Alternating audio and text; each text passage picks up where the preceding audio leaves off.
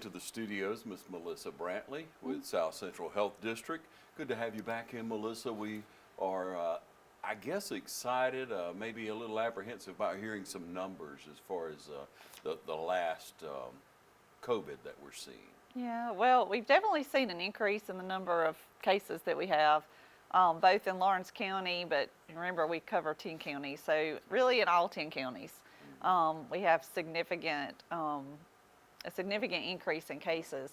If you look back right around the 2 weeks around Christmas time, kind of before and after Christmas, that's when we started seeing the numbers creep up just a little bit. Yeah. In late fall, we were having a 2-week case count that was, in the 40s, so very low numbers. But over Christmas, we definitely saw it start to creep up, and I think it was around in the 600s, the 2-week case count for Lawrence County, and then the next week it doubled to 1,200, and then this week we're at over 1,500 cases just in Lawrence County. And if you look at the percent positive, which we gauge that to determine, do we have significant spread of the virus in our community? Is it under control? That sort of thing. We want to see a number that's under 5%. For Lawrence County right now, we're at 38%. Wow. So we've got a long way to go. Yeah. Lots of people being tested, and lots of people testing positive when they are getting tested. So if you're looking at 38%, basically 38% of all our tests are coming back positive. So about, a little more than 1 in every 3 tests are positive. Yeah. So, yeah. And you can't account for some people at home who are right. tested. That doesn't take into account your home test. Usually we're notified by physician offices when they test and they get a negative test and a positive test. That helps us determine the percent positivity. That doesn't always happen, but for the most part it does. So that's kind of what we use to determine that number. So but yeah, it doesn't take into account the home test. Yeah, nationally, Melissa, you all get information about the cycle of this variant. Mm-hmm. What do you hear about this variant? Well, one thing that we're seeing right now, at least this week, is our testing numbers, the number of people going to our testing site to be tested is starting to trend down a little bit. Mm-hmm. Still high numbers. I think yesterday we tested around 170. But we had been in the 300 range, for the last couple of weeks. So the numbers are starting to trend down for testing. What that's telling us is that not as many people are requiring testing, so hopefully the numbers of positive cases are starting to trend down. What we're thinking is that over the next week or two, hopefully we'll continue to see those numbers start to go down, maybe not dramatically, but creep down a little bit. And hopefully, by February we can get the cases back down. I think it's just going to take time. Yeah. And it's because we're dealing with a different variant than we've dealt with in the past. Delta didn't seem to spread quite as quickly as Omicron has, but Delta hospitalized a lot more people and made people a lot sicker than Omicron has. It's just Omicron has affected a lot more people. So I think it's going to take a little while to see those numbers start to kind of get under control. But hopefully in February we should see those numbers start to really go down. Do you get an idea on the last variant of how many people are hospitalized? No, I know, the hospitalizations were higher with Delta than they have been with Omicron. And we do know that the severity of the illness with Omicron seems to be, it does seem to be less severe, primarily because when we were dealing with Delta, it liked to house itself in the lungs. Omicron is more of an upper respiratory, nasal kind of infection. And so that's why I think we're seeing, less severity and illness. It's because of that. We do still think there's some Delta circulating in our area. So while a lot of people think, well, it's probably just Omicron, I think there's still some Delta mixed in. I don't think it's 100% Omicron. So we probably have both circulating in our area. Yeah. And you wonder, you hear different schools of thought. Many people say, I just don't know what to believe. But you wonder if by more exposure, it's that herd immunity. Is there any validity to that? Well, hopefully, one thing that we've looked at is we have a lot of people who are vaccinated. We have a lot of people who have now had the virus. And so hopefully we're getting to herd immunity. But there have also been a lot of reinfections this time around. And so people who had, Delta are now getting Omicron. And it's just the way the virus is changing and altering itself. So, just because you had it once doesn't mean you won't get it again, unfortunately. And I heard a lot of people say with Delta, well, I've had it, I'm done. And I know a lot of people who had Delta who have now had Omicron. So I think it's one of those things we have to wait and see, how does the virus change and mutate, and do we get another strange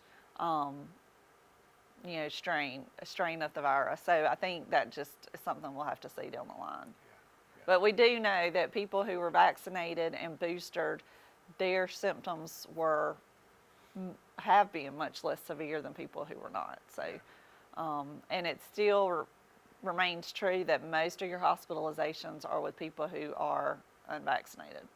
What percentage of our area is vaccinated? Right now, we have close to 50% who have one dose at least. It's more like 45, 46% that have both doses, so who are fully vaccinated. We are looking at some changes with what is considered fully vaccinated, and if you're 5 months out from that second dose of the vaccine, you really need to be boosted. Because we're just seeing that that vaccine starts to wane a little bit over time, and to be considered fully vaccinated, if you're 5 months out, you need to be boosted. So we do encourage people to go get the booster if you're 5 months out from that second vaccine, which most of those people who took the vaccine back in January, February, March of 2021, they're way past the time that they need to be boosted. If you got Johnson & Johnson, it's 2 months out. So if you got Johnson & Johnson, say last March, you're way overdue for that booster. So we do encourage people to get that booster if they're within the timeline to get it. Yeah, and let's say that you get the last strain, and is there a period of time that one should wait before getting the booster if they haven't gotten it? Once you're over that, say, 10 days of isolation, then you can go on and get it. For a while they were saying wait 90 days. The reasoning behind that was because we didn't have a lot of vaccine, and they were trying to give it to people who had no antibodies whatsoever. We have an ample supply of vaccine right now, and so once you're out of the 10-day isolation, you can go on and get the booster. So yeah, we encourage that. Don't wait. Yeah, and so a lot of people are hesitant to get out at this point. Some don't want to go to church. Some don't want to go to the grocery store so much. I guess the older you are, the more caution that you should take. But, right. As far as an average healthy person, 35, 45, 50, should they be very, very concerned about this? I think if you've taken the appropriate measures to protect yourself, and by that I mean, you're vaccinated. If you're eligible to be boosted, you're boosted.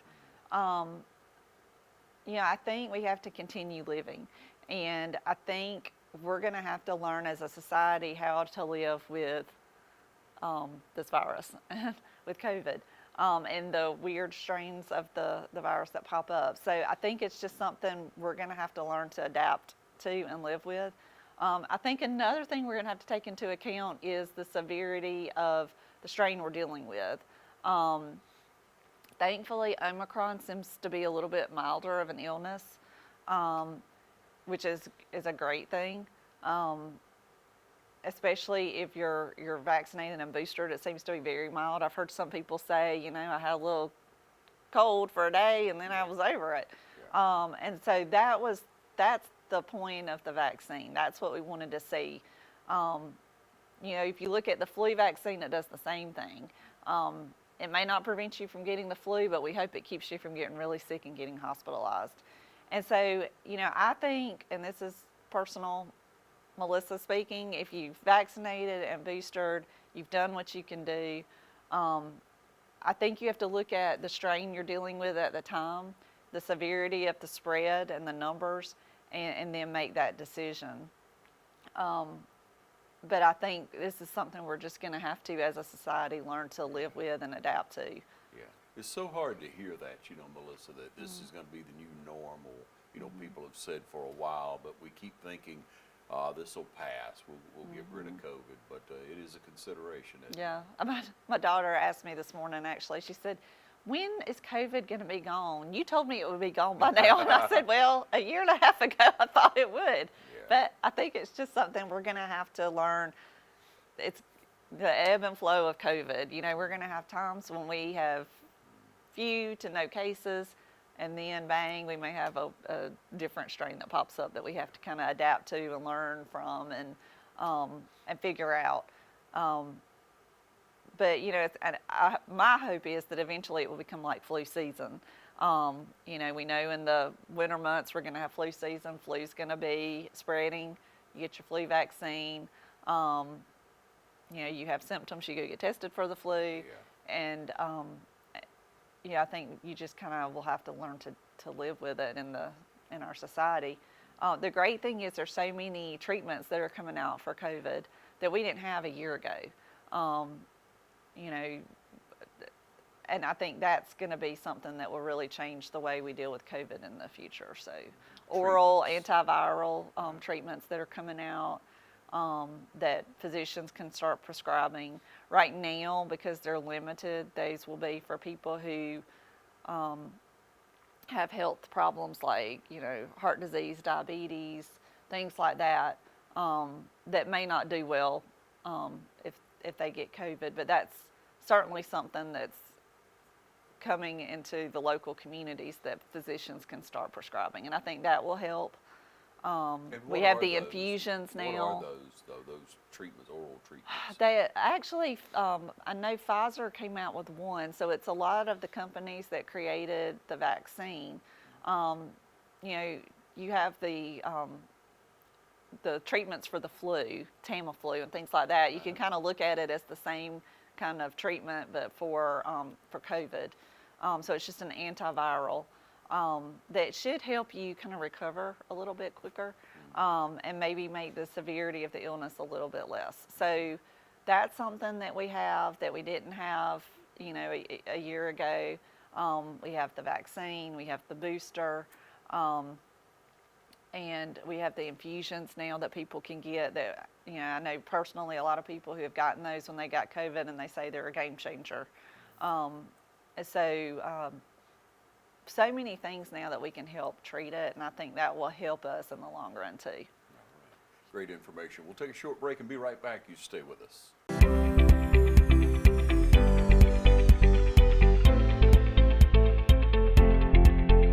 The kind of hot topics are things called patient-specific implants and instruments, which is where we use imaging like CT scans and MRIs to measure people's bone and look at the shapes of their bones, and then make implants and devices we use to implant the knee or hip replacement based on that particular person. And just about every company has that available, and people use it to varying degrees just based on, again, the patient's anatomy and whether there's some reason that you really need that extra assistance. There's also robotics that is starting to come out into the orthopedic world that's been in the general surgery world for a while now. We're starting to use robotic arms to do things like to help us make the cuts and shape the bone so the implants fit well.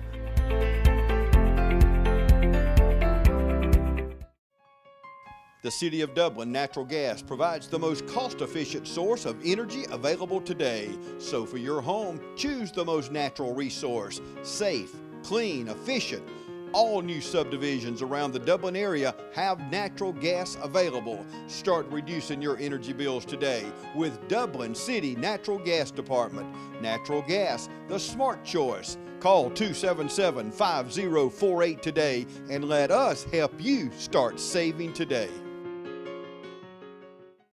Well, Well, Melissa, and we look at these treatments that, people are able to get, and you look at the possibility of, I don't know, someone getting the flu because it is flu season. Can one get the flu and then have, this latest strain on top of that? And how is that playing out as far as the Department of Public Health? Yeah, you can definitely get both. I would say it's not something that happens often right now, but it's definitely not out of the realm of possibility. Yeah. I know most of the time if you go to your physician's office right now, they're going to test you for flu and COVID to see which it is, because we're in the midst of flu season and we're in the midst of a surge with COVID cases. So, and some of the symptoms can be similar for both. So they're probably going to test you for both. There has been an increase somewhat in flu cases, but a lot of that has to do with just the time of the year. We always see that in January, February, even March. So it's flu season and we're going to see that, but I wouldn't say it's the highest numbers of flu cases we've ever had or anything like that, but definitely flu is circulating. And we're in the midst of a huge surge in COVID cases. So if in doubt, I would say get tested. The great thing about where we are is we do have a free testing site that people can go to that you don't even have to get out of your car. And so if you're in Lawrence County, and really if you're in any of our counties, surrounding counties, you can drive to the Nazarene Church on Tilford Street and drive through and get tested. It's about a 48 hour to 72 turnaround time on those tests. We do ask people once you get tested to go home and quarantine until you determine whether you're positive or not. Don't go out after you've been tested. Sure. But that's a quick and easy way to find out if you have COVID. Yeah. But most physician offices right now are going to test you for COVID and flu at the same time. So no charge to go through the drive-through. If you go to a doctor's office, you're going to be charged for that service. Right. If you do the at-home tests, there may be a little bit of They're concern a little, with accuracy. yeah. There is. A lot of that depends on how well you do the test. Yeah. So some user error can come into play. We have seen on the news lately, I'm sure most people have, that you can request 4 free at-home tests now to be sent to your house. And so there is some questioning about how well those tests will be performed and how accurate they're going to be because of the user error. Sure. That can happen. It's hard to stick that all the way up your nose. Yeah, like it that is. And people. are we as a society going to be willing to do that and do it correctly? Yeah. But we definitely have people using the testing site here. Like I said, last week before last, we had over 300 people tested between 9 and 2 one day. So it's definitely utilized, but we can always test more. So we urge people, if you wonder, if you want to know, if you need to know for your workplace or for travel or whatever, you can go over there and get tested. Yeah, and of course being around people that you haven't been around for a period of time. If you're out and about a lot and you just want to feel safe, a lot of the information that we see is maybe to test and then wait a few days and test again to make sure that you're not exposing someone. Right, especially if you have vulnerable family members, elderly, that you're going to go see and you've been exposed and you want to make sure you're not taking something into their home. We would encourage you to be tested. Usually it's about day 5 after exposure that you can test. So we do encourage people to do that. And, it is easy. You don't have to get out of your car. You just drive through. And so it's pretty quick and easy. And Melissa, how do you feel about the mask? About, there's speculation on the cloth mask, the N95 mask, should you wear a mask? People are still going to be up in the air about that. But as a professional, how do you feel? I think the masks definitely have value. I think it depends on how you're wearing it, when have you cleaned your mask. A lot of times you'll see people grab one out of the floorboard of the car and stick it on your face, and that may not be the cleanest mask in the world. I think you have to change them out pretty regularly and wash them. But I definitely think if you're in an area where you can't distance yourself that there's definitely value in that. And I think you also have to look at the spread of COVID at that time in a community.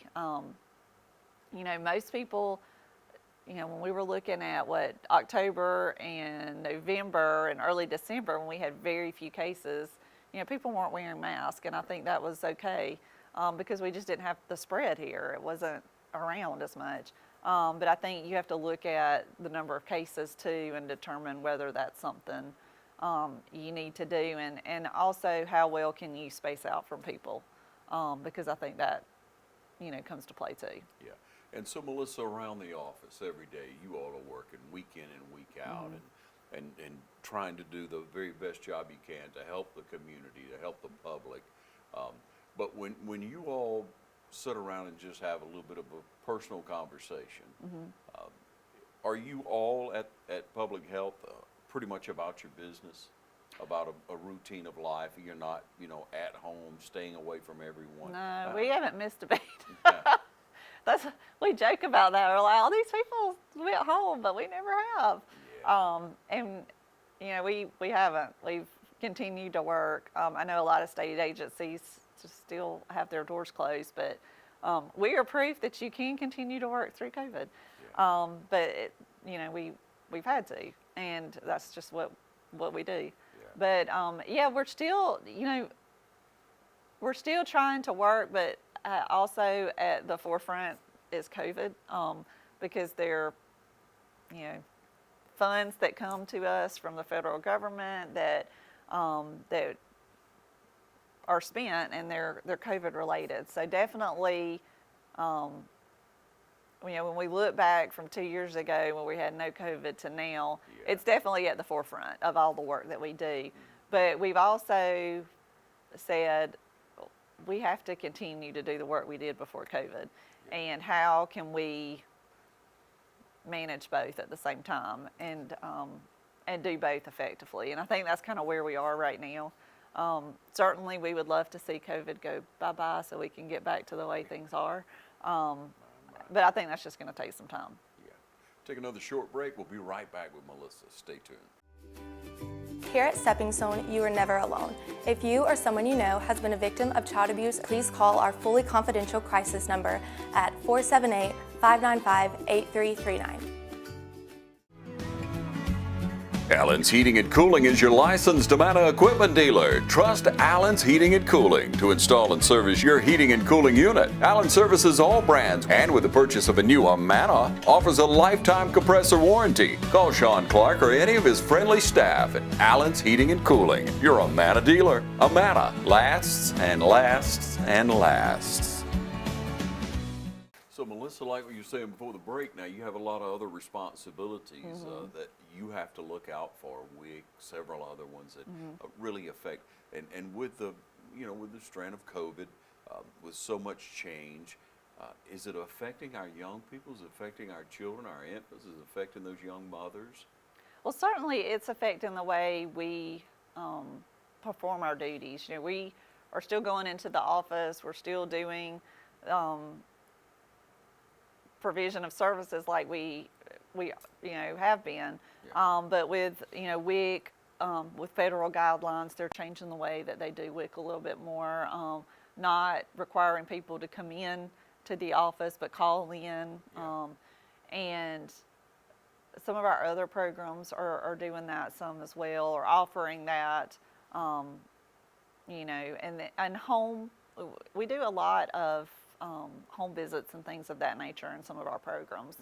Most people don't realize that, but we do, and so that's taking a back seat because home visits aren't allowed right now, and so definitely that we feel like that hampers our ability to do our job, especially when you have kids with children with special needs that you really need to go in and visit and see them in their home environment. It's hard. Telemed, or what do you do? We do. We have telemedicine, which has been great. We can do a lot of things through telemedicine, but we really are trying to figure out how we can continue to do our job at the level we need to do it, but live with COVID as well. And I think that's something everybody is trying to figure out. But so there have been some changes in the way we do our services. But certainly in the health departments, they continue to offer the same services they had done before. So immunizations, vision, hearing, dental screenings for school that people have to have, women's health services. So all of those programs continue to function and continue to see clients. Death certificates, birth certificates. Those offices are still up and running and haven't missed a beat. We continue to offer those services, and I'm proud of that because there are so many agencies that still have their doors closed, and we have been right at it the whole time. Yeah. So, Yeah, and what a we've been great affected by example. COVID as well. Sure, I mean, what a great example of you just change your method. If a person has COVID, they quarantine, they stay. yeah. Somebody fills else that fills the position. role. You do what you have to do. I've answered the phone a few times at the office because our hotline needs answering. So I think you just learn how to adapt and fill in where you have to. And for that, I'm so proud of our staff because they really have adapted to a lot of change over the last year and a half, 2 years. So, Yeah, thank goodness. yeah. I mean, where would we be without the Department of Public Health? Well, Melissa? I mean, thank it's you. Such a disadvantage, but thank you for what you do, for the example that you give to all of us, whatever it may be in schools. You need to continue to send your students to school if we're following the example of the Department of Right. Public Health. Continue to go to church if you're comfortable with that, I guess you would say. But go to a ball game, but protect yourself. Do the wise thing Right. for COVID, for the flu Right. season, and take care of yourself. But thanks for coming in, for sharing with us. We hope we've encouraged you not to hover at home and think the worst of it. You have to press on. You have to do things in life, and we have to continue as a society to Get that improve. vaccine. Get that vaccine, that booster. Get the booster. That's Yeah, right. Yeah, it's a smart decision. Yep. Encourage people around you. If there are other services that you need, they can call you. Call right? us. Yeah, absolutely. 275-6545, and we can link you with the program that you need. All right. Absolutely. Thank you for joining us. Thank you, Melissa. Thanks, Ron. We appreciate it.